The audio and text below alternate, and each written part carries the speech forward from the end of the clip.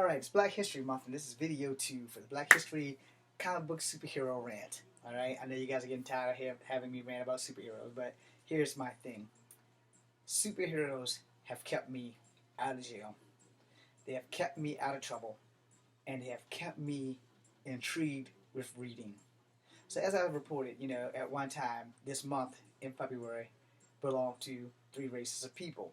When I was in grade school, when I learned out that I was part Native American, we had Native American History Week the first week of February. It's also thanks to Miss Conrad that I will never look at a bar of soap the same again, because, James, you're going to be the only one who can carve a good canoe because you're part Native American. Thank you, Miss Conrad, wherever you are, and God bless your soul for letting me learn my culture. However, the ass whipping I got from not being able to carve a canoe has never left me. And neither has the memories of those 30 bars of soap that I had to wash with the scraps with until it was done. Because soap was not cheap back then. Not like now you can go to Dollar Tree and get like 8 bars of soap for $1. Or my favorite, body wash. No more bars of soap because I don't want no hair on my body that does not belong to me. And I also don't want hair on my soap. Yes, I have an OCD problem. I admit it. But I'm not ashamed of it. Okay, so moving on.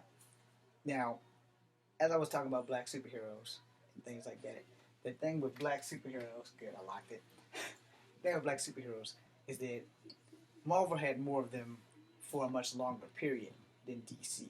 So once DC opened that door, it's kind of opened up the floodgates. So I'm not really adversed with the newer black superheroes. And I didn't even know that Static was actually a part of the DC universe until the cartoon went off. Because Static had all kinds of different people on there, including Shaquille O'Neal. So, I don't have a lot of DC info, But as far as Marvel is concerned, I could have named 15 superheroes off the back. I just can't give you their actual names. And the names have been changed often because, a lot of names also coexist with some of the DC names, so you kind of got to be careful with copyrights and all this stuff. And, the only thing they can't really get mad at each other about is like the mythical or magical legendary heroes like Zeus and Thor and all of them, because no one can really trademark a god. Maybe. Because DC doesn't have a Thor, but they do have a Zeus and they did have an Odin. So it's kind of scratchily on that one. And Marvel and DC both have Hercules. So, you kind of got to take it for what it is. So, in this video, I hope to have touched on things to make everybody that's young get out here and read a book. But specifically, since it's Black History Month, you should probably all get out and read a book written by black people. Probably change my TV real quick. Mostly because I have no idea what the hell is on. Oh, yeah, an Arnold Schwarzenegger movie. I don't like that one, so I'm going to turn it.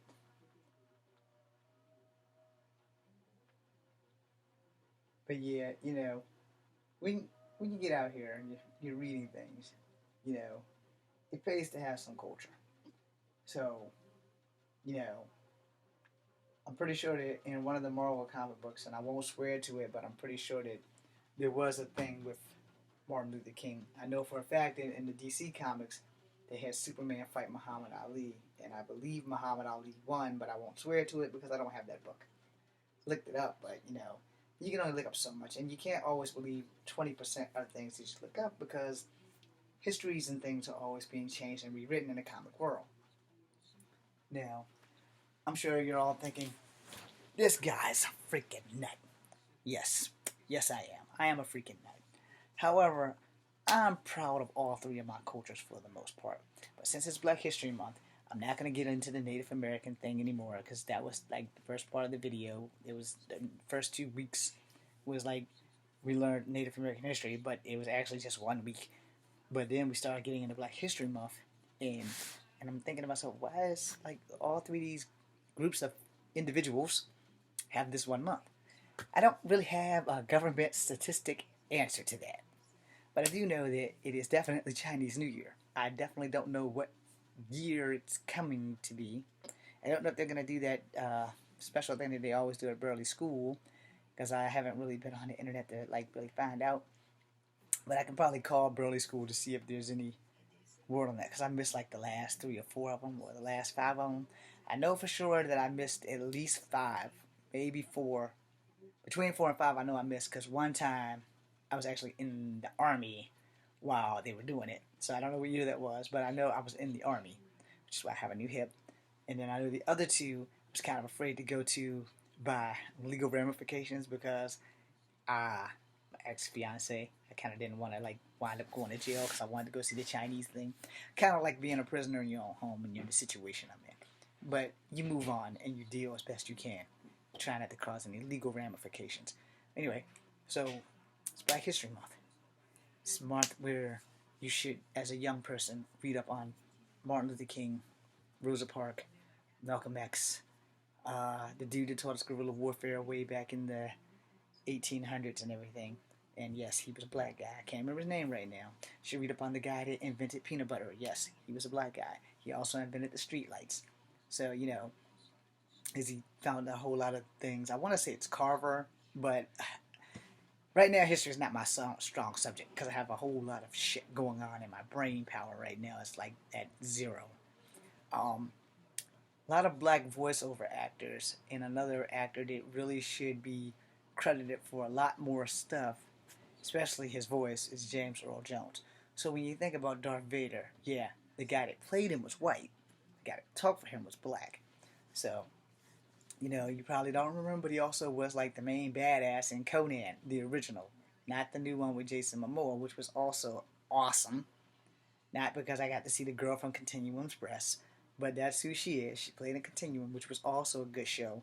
And I think I did a report about that being kind of like a cop-out, because some of my favorite shows were actually kind of copped out, except Farscape.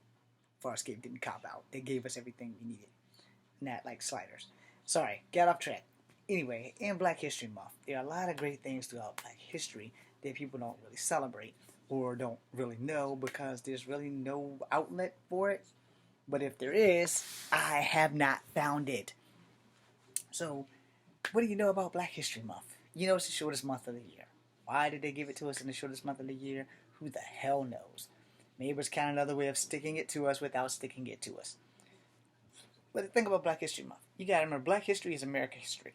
Alright? White history is American history. American history is American history. But specifically, Black History Month has been around probably for like the last 70 years. I'm just taking a speculated guess because I'm only 42.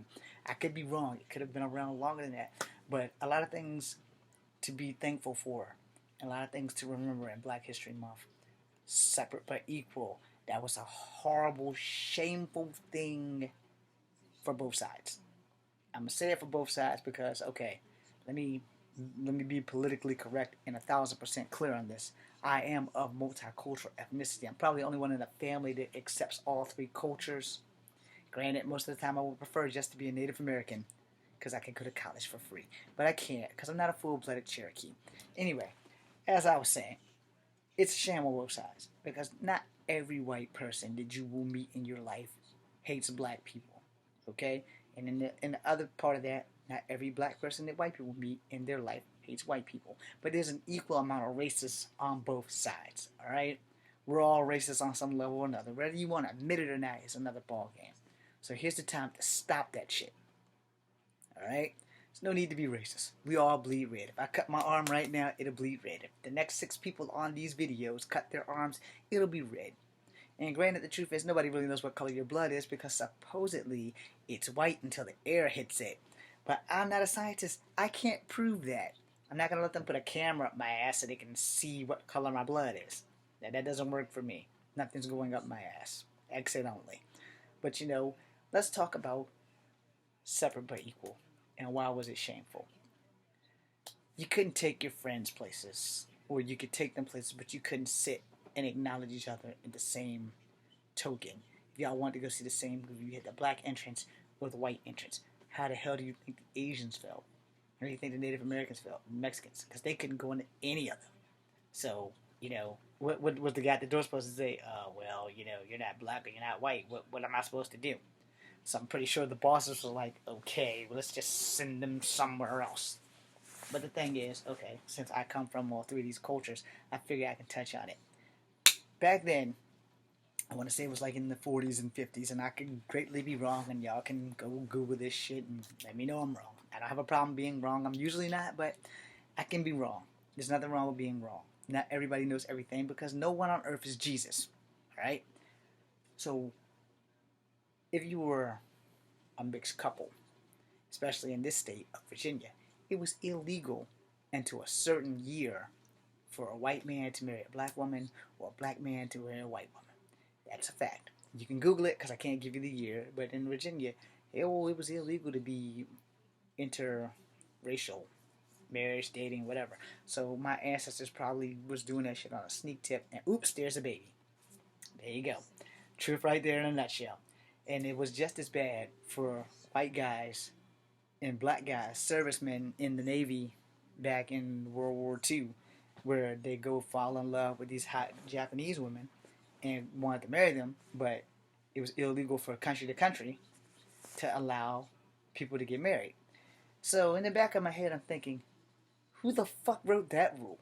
One, you can't help who you fall in love with. And two, who the fuck gives my country, or any country, the right to tell me who I can and can't fucking marry and procreate with? You don't have that fucking right. But apparently back then, that was law.